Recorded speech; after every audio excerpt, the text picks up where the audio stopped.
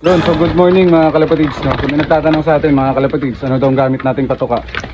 So ito lang yung gamit kong patuka, sir, no? So breeder mix lang yung aking pinapatuka sa aking mga warriors, mga breeder man, stock loop o pliers loop mga kalapatids. So nagpaligo nga tayo ngayong umaga. So grabe, nagulan pa. Mag-aulan pa. Pero hindi na natin sinali yung hindi na natin sinama yung ating ilo-load mamaya sa last lap derby, no? So yung mga pliers lang natin na iba yung ating pinaliguan.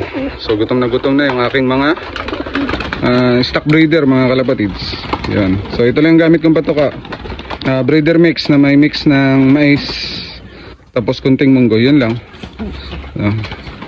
Sana nasagot ko yung katanungan. Maraming salamat sa comment, Idol Kalapatids.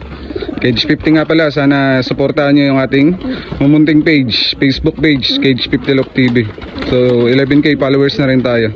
Dito naman sa TikTok ay 16 followers na tayo. Sana ganun din sa Facebook page. Yan. So patukan na tayo mga kalapatids. Bye.